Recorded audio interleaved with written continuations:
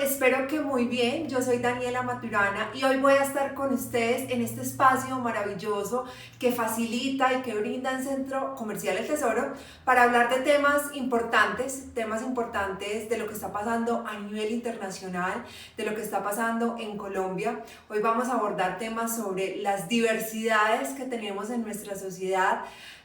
Yo les voy a contar un poco más de quién soy yo, quién es Daniela Maturana, de mi experiencia de vida, para que podamos entender poco a poco diferentes conceptos y no solo los entendamos, sino que empecemos a desaprender conceptos que históricamente hemos aprendido, pero que es necesario desaprenderlos porque han sido creados con base en imaginarios, estereotipos y prejuicios, muchas veces de género, muchas veces raciales y racistas, estereotipos que hacen que otras personas en nuestro país y en nuestra ciudad no tengan las mismas oportunidades. Así que muchas gracias a todos ustedes por conectarse con nosotros y con el Centro Comercial El Tesoro. Bueno, hoy vamos a hablar de las diversidades que tenemos en nuestra sociedad. Y siempre me gusta empezar con esta frase, y es que la diversidad es la mayor riqueza que nosotros tenemos como país, como ciudad y como humanos. Todos somos súper diferentes, ningún ser humano es igual al otro y cada uno tiene una historia, cada uno tiene unas raíces, cada uno tiene un origen, tiene un contexto, tiene algunos propósitos, algunas frustraciones, en fin, cada ser humano es único y yo creo que eso es lo importante. En últimas, lo que vamos a celebrar en esta charla y que espero que cuando terminemos lo entendamos es celebrar la inmensidad de la humanidad. Somos tan diferentes, tan diversos, que cuando hablamos del concepto humanidad es abrazar toda esa diversidad que nos enriquece como sociedad. Vamos a hablar entonces de por qué vamos a entender la raíz de ser simplemente humanos y a celebrar esas diversidades que nosotros tenemos en nuestra sociedad. Yo nací en Medellín en 1986, es decir, nacida y criada en Medellín, orgullosamente de esta ciudad tan maravillosa. Nací en un hogar muy bonito, soy la primera hija del matrimonio de mi mamá y de mi papá, soy hija de una pareja birracial, de una mujer blanco, mestiza, paisa, nacida y criada en Medellín, y de un hombre que nació en Quibdó, hijo de una familia afrodescendiente que aproximadamente a los 5 o 6 años se vino muy pequeño para Antioquia y que prácticamente creció acá. Soy hija entonces de Margarita y de Francisco, tengo 2 hermanos medios y un hermano menor que se llama Daniel.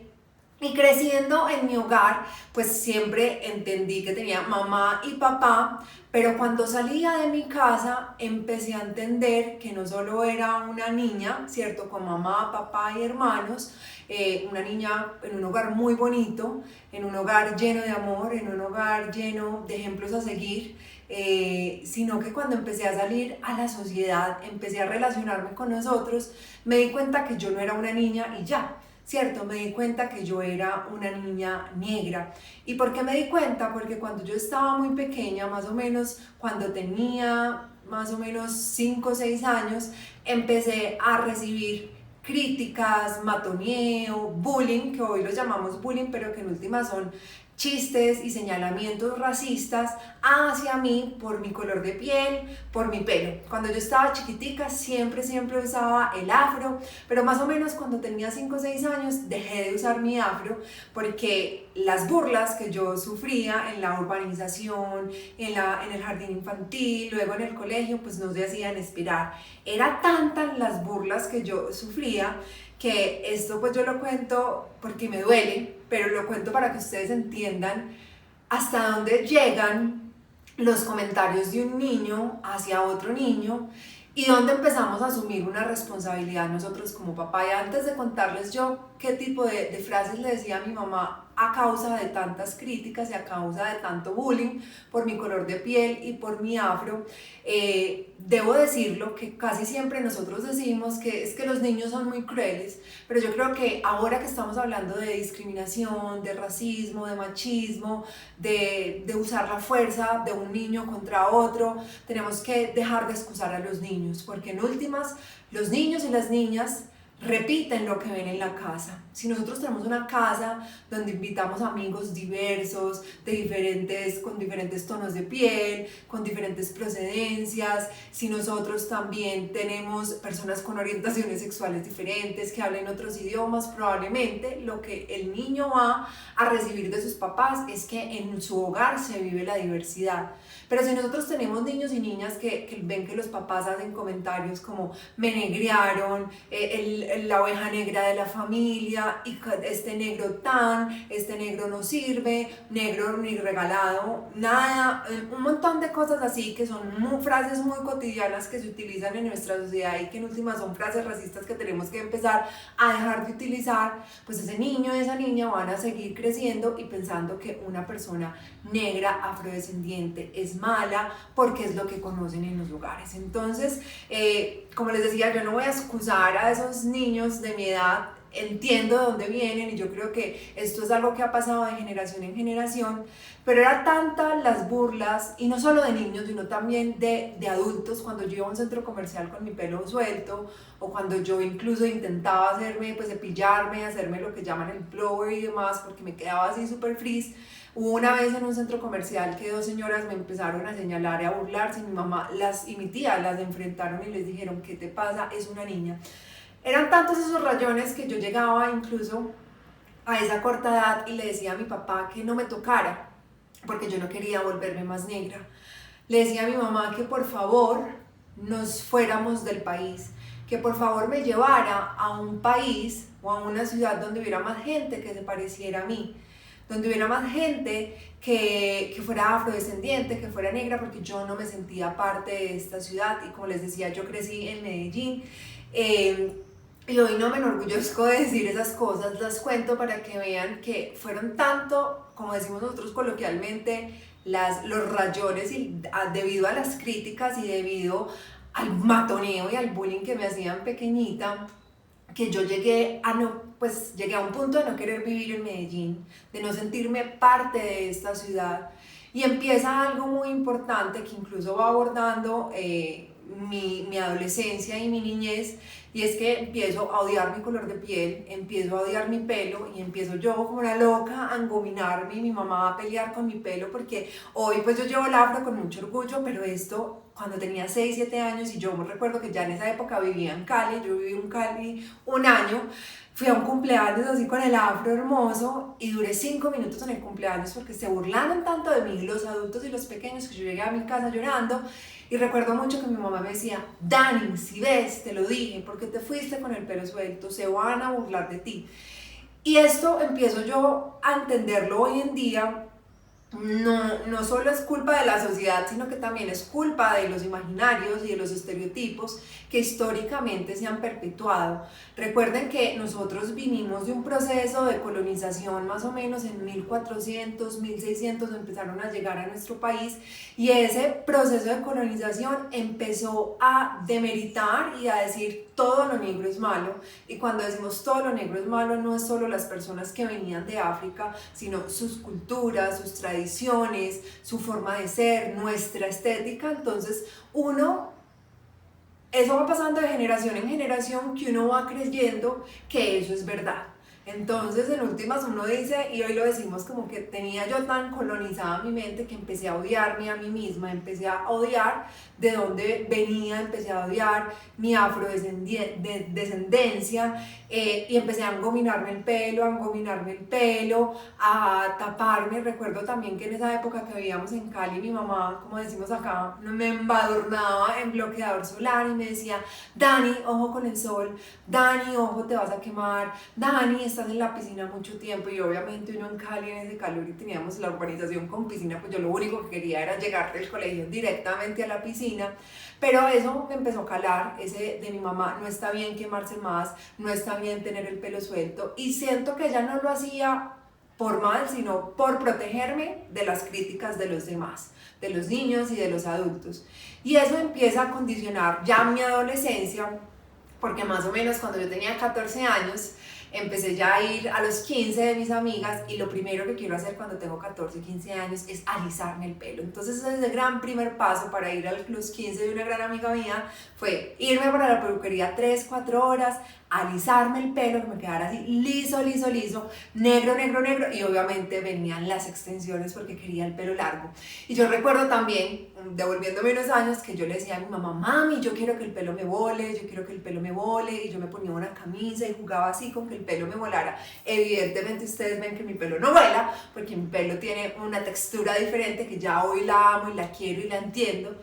Pero ¿por qué decía eso? Porque yo no veía en las propagandas de las diferentes marcas de shampoos, de acondicionadores, en esa época no había crema para peinar, no veía a nadie que se pareciera a mí. ¿Qué era lo que yo veía cuando estaba creciendo? Era que quería tener un pelo liso y sedoso. Entonces yo quería que mi pelo me volara como vuelan los pelos en la propaganda. Y en últimas, yo sí crecí en nuestra sociedad y viendo televisión y viendo telenovelas, y en la televisión, ya sea las presentadoras de televisión, ya sea los comerciales o las propagandas, las series, las películas, no habían mujeres que se parecieran físicamente a mí. Habían mujeres, obviamente, blancas, entonces en últimas yo lo que quería era parecerme a lo que yo veía en la televisión.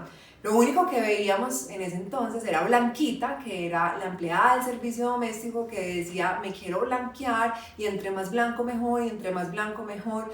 Y por eso hoy en día acá vamos combinando diferentes conceptos, que esto ha generado mucha polémica. Yo sí celebro que empresas como JGB, como Nestlé con Beso de Negra o como Aunt Jemima en Estados Unidos cambien esas marcas que crearon imágenes, crearon personajes con base en estereotipos racistas. Si nosotros miramos el ejemplo de Aunt Jemima, eso no fue una mujer, la Mani, la que creó la mezcla de pancakes, era una mujer esclavizada. Incluso si uno mira las primeras imágenes de Aunt Jemima, la mujer tenía cadenas en el piso mientras batía la mezcla para pancakes. Y antes de que hicieran eso, eran hombres negros los que personificaban a las mujeres negras, porque recordemos que cuando empezó todo este proceso, o cuando ya se independizó de Estados Unidos y empezaron como a abogar por la libertad de las personas esclavizadas en Estados Unidos, luego este sistema racista se detonó a través de una ley que se llamó Jim Crow, que era la ley de la segregación, donde teníamos baños para hombres y mujeres blancas, baños para hombres y mujeres negras. En el bus estaba dividido adelante, que ahí hay una mujer muy importante para nosotros los afrodescendientes, que es Rosa Parks, que fue esa primera mujer activista que ayudó a cambiar las leyes de los estados del sur de Estados Unidos, porque ella dijo, no, yo me puedo sentar en el bus adelante, ¿por qué me tengo que ir atrás? Una mujer negra empezó a hacer esa rebeldía, ese acto de protesta. Entonces les contaba esto porque Jim Crow lo que hizo fue que excluyera, así como teníamos baños segregados, dijera que ni en la televisión, ni en Hollywood, ni en las propagandas podía haber gente negra protagonizando comerciales, protagonizando series y películas. Entonces, ¿qué hacían? Las personas blancas se embetunaban, se llenaban de pintura negra para personificar esos personajes, y casi siempre en forma de burla de esos personajes negros, que eso es lo que nosotros conocemos como blackface. ¿Y por qué el blackface es tan malo? Es porque es coger las características de otro ser humano, es decir, por ejemplo, las características de Daniela, su tono de piel, su afro, y hacerla un disfraz. Y recordemos que un disfraz casi siempre es una personificación exagerada de otra cosa, o una especie de chiste, o algo que se utiliza para Halloween. Pero en últimas, yo soy así 365 días del año, desde que nací y hasta que me muera voy a ser así. Entonces es muy importante que entendamos que ese blackface, que estas leyes de segregación y que estas imágenes que construyen las marcas no están bien, porque lo que hacen es perpetuar estereotipos de género también, porque recordemos que no solo son dos mujeres, son varias mujeres negras las que están ahí, sino que vuelven y hacen que las mujeres estén en lo que es el lugar correcto según ellos. Que recordemos que el feminismo ha peleado mucho con esto, y es que históricamente se decía que las mujeres debían estar en la casa cocinando, lavando y planchando, y no podían estar en otras esferas de la sociedad. Entonces acá lo que hacemos es, con la mujer negra, es para la casa, cocinando, haciendo la cocina para otros, siempre desde el servicio doméstico. Y hoy valoro mucho a las mujeres que trabajan en el servicio doméstico. Creo que con esta pandemia hemos entendido la labor de las mujeres que se dedican a esto, pero también la labor de las cientos y miles de madres que se dedican al hogar, que eso lo llamamos trabajo doméstico y no remunerado, pero empezamos con todas esta revolución internacional y empezar a hablar de estos diferentes conceptos de género y estos conceptos raciales.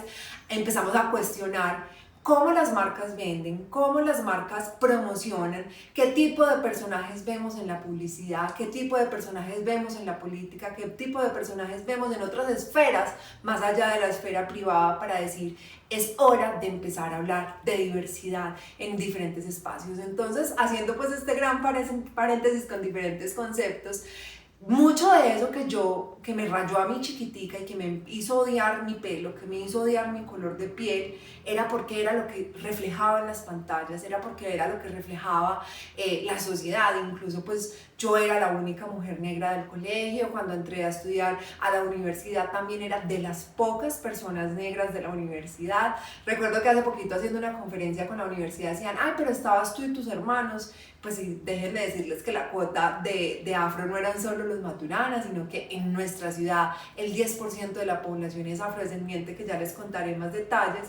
Pero empiezo yo a tratar de hacer lo posible para encajar en estándares de belleza que sí estuvieran bien aceptados. Entonces, como les digo, me empiezo a alisar el pelo, me empiezo a poner extensiones. Esto para mí me ha causado mucho impacto porque lo descubrí este año haciendo este tipo de conversaciones, y es que yo terminé condicionando mi forma de vivir mi adolescencia, porque cuando yo iba a los paseos con mis amigas a las fincas y estaban todas ellas en una piscina, yo huía del sol, claro, porque crecí 16, 15 años donde me decían no más, no te quemes, más bloqueador, ser más negra es malo. Y ahí viene un concepto muy importante derivado del racismo, que es el colorismo, y es que entre más claro sea tu tono de piel, mayores oportunidades tienes, mayores privilegios, pero si eres una persona con una tez oscura, más duro te va a tocar. Hay más obstáculos, hay más discriminación, hay más racismos. Entonces ese colorismo se impregnó, como les digo, en mí, y me condicionó mi forma de vivir mi adolescencia, porque yo recuerdo que todas mis amigas eran en una piscina, pasando delicioso, bronceándose, y yo era por allá en un kiosco llena de bloqueador, con una toalla encima en la cara, así que me tapara los hombros. O sea, fuera que estaba en la sombra, yo me seguía tapando los pies, las manos, o sea, porque era prohibido quemarme. Y yo recuerdo que yo llegaba a mi casa y me decían, Dani, recibiste mucho sol, Dani, está mal, pero creo que en últimas mi papá y mi mamá lo hacían, era para protegerme. Por eso, porque ellos inconscientemente sabían que entre más oscuro sea tu tono de piel, acá te van a rechazar más. Y creo que nosotros lo vivimos, y nosotros vemos quiénes van por el centro comercial, quiénes están en un matrimonio, en una fiesta con nosotros, si vamos a comer a Provenza, a Villa Jardín, a Laureles, bueno, quiénes son las personas que vemos alrededor. Incluso pues yo les cuento que alguna vez me encontraba un actor de Hollywood acá de Grey's Anatomy, Jesse Williams, y él decía, a mí me dicen que en Colombia no hay racismo, pero a mí me parece que sí hay, porque cuando yo voy a las mejores partes de Colombia, de Medellín, pues yo no veo más personas afrodescendientes. Entonces les quería como contar un poco de eso, porque cuando yo ya luego me gradúo de la universidad y empiezo a trabajar, nunca interioricé esto hasta que llegué al Consejo de Medellín. Bueno, y cuando llegué al Consejo de Medellín, pues volvió a pasar lo que me pasaba en el colegio y en la universidad, era que pues adicional a que solo éramos 5 mujeres de 21, pues yo era la única mujer afrodescendiente. Y luego voy yo y miro el cuadro de todos los presidentes del Consejo de Medellín, y yo llego a ser la tercera mujer en llegar a esa dignidad que me causa mucho orgullo, pero también me doy cuenta que soy la primera mujer negra. Y estando en el Consejo de Medellín empiezo yo a liderar la política pública de género, la política pública indígena, la política pública afrodescendiente, la política pública de infancia y adolescencia, y empiezo a trabajar con los diferentes grupos étnicos y los diferentes grupos poblacionales, y me empiezo a dar cuenta que fuera de mi experiencia personal, pues nosotros en Medellín tenemos el 10% de la población afrodescendiente. Entonces, si nosotros miramos que en Medellín somos 2.372.000 habitantes y el 10% es afro, son más o menos 237.000 personas. Si miramos cuánto es eso, imagínense, solo Quibdó, la capital del Chocó, tiene 120.000, es decir, 2 veces Quibdó es la población afro de Medellín. somos muchísimos, pero hay veces nos invisibilizan en nuestra propia ciudad. Entonces empiezo yo a entender, por ejemplo, que el 86% de la población en Medellín, según una caracterización que hizo la alcaldía de Medellín, vivía con menos de 1.000.000 de pesos, y que esos hogares habían 4 o más personas, y empiezo a entender, por ejemplo, en esa misma caracterización, que el desempleo en la ciudad en general era del 9.7%, recuerden que esto es en el 2011, pero el desempleo de la población afro era del 18.4%, casi el doble, y que la mayoría de la población de nosotros tenía vivienda propia, pero cuando íbamos a ver la población afrodescendiente, solo el 36%. Entonces empezamos a ver, y por eso decimos que hoy en día hay un racismo sistemático y estructural, porque este se evidencia a través de las oportunidades, en el acceso a la educación, en el acceso a la vivienda propia. A nivel general, por ejemplo, en el país, solo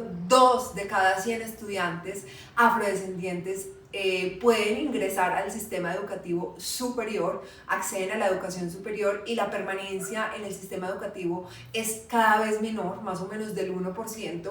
Entonces empezamos nosotros a ver los índices de pobreza multidimensional, cómo está la población afro, no solo en Medellín, sino en general en nuestro país, y decimos, ¿por qué no han llegado las oportunidades allá?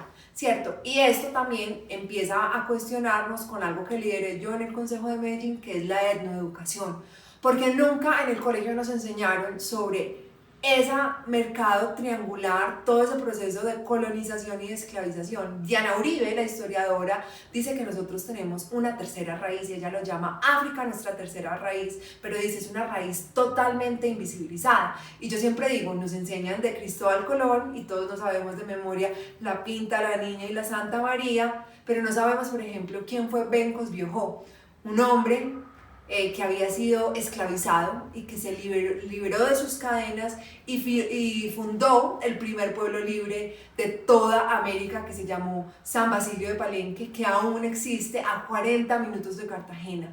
No nos cuentan la historia negra, no nos cuentan la historia indígena, y por eso nosotros pues tenemos que empezar a hablar de estos temas, y le doy gracias al Tesoro por permitirme contarles un poco de mi experiencia de vida, contarles un poco a través de esa experiencia estos términos. Hemos hablado de racismo, de colorismo, hemos hablado del blackface, hemos hablado de etnoeducación en estos pocos minutos, porque esto nos puede llevar casi 2 horas hablando de estos temas, para que entendamos que en últimas lo que está pidiendo la población afrodescendiente, lo que está pidiendo la población indígena, sobre todo las mujeres indígenas con lo que está pasando, es que entendamos que sí, que los afro, los indígenas, la población LGBTI, Q+, las mujeres, son poblaciones que históricamente, debido a sus sistemas de privilegios y opresiones, que incluso hay un concepto muy bonito que se llama la interseccionalidad, que permite analizar esto, ha hecho que hayan unas personas que sean excluidas de esas oportunidades. Todo lo que no sea un hombre blanco, heterosexual y de clase alta, estaba mal en este país, estaba mal en muchos países, en nuestra sociedad. Y lo que empezamos a hacer con estas discusiones es decir, venga, hombre, ¿qué pasa con las mujeres? ¿Cuál es la realidad de las mujeres? ¿Cómo es que en el país llevamos más de 112 feminicidios?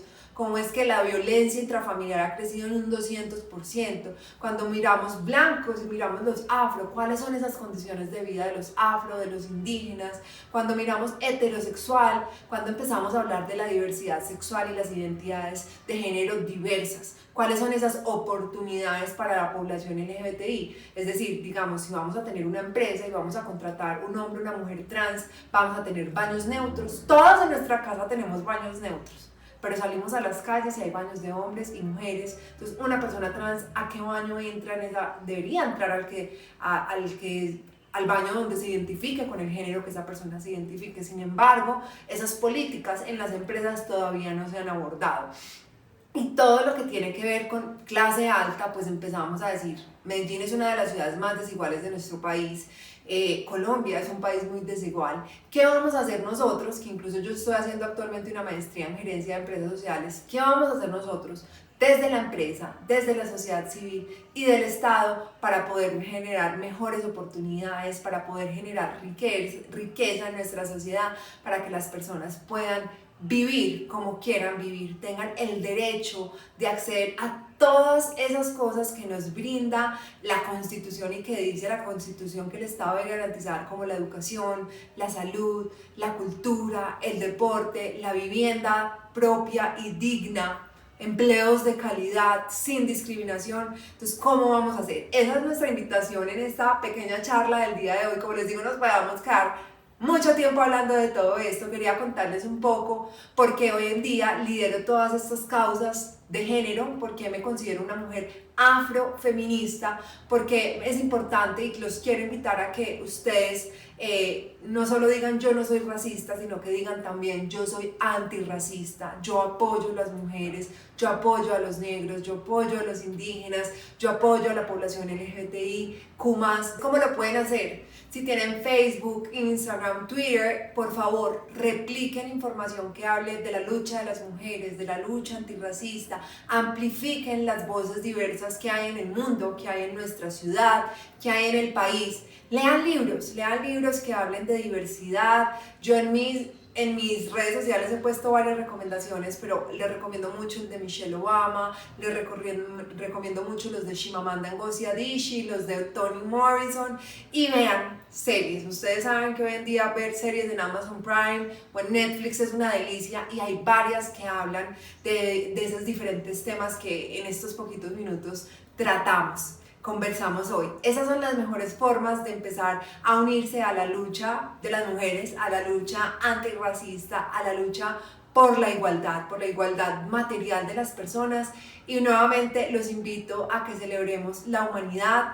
Hay un paréntesis, estos libros también yo les he recomendado libros que venden incluso en la Librería Nacional y en muchas librerías del país para niños, ¿cierto? Hay unos de Mari Grueso, porque si ustedes desde pequeños empiezan a hablar con sus hijos de esto, seguramente sus hijos van a cambiar el chip y no van a crecer con esos estereotipos y esos imaginarios y esos prejuicios racistas o incluso sexistas o machistas. Entonces, como les decía, pues yo creo que hay un refrán, y es que la educación empieza por casa. En nuestros hogares podemos empezar a abrazar, a acoger la diversidad y acompañar estas luchas que en últimas no están en contra de nada.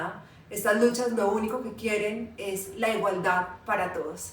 Mil gracias por acompañarnos en esta conversación tan maravillosa, espero que les haya gustado y de nuevo muchas gracias al Tesoro por su compromiso con eso, por permitirles contar un poco de lo que yo viví y hablar de temas que sé que son densos, pero en últimas hablar de los derechos humanos de las personas no nos debería incomodar. Recuerden que necesitamos una sociedad con menos indiferencia y con más humanidad.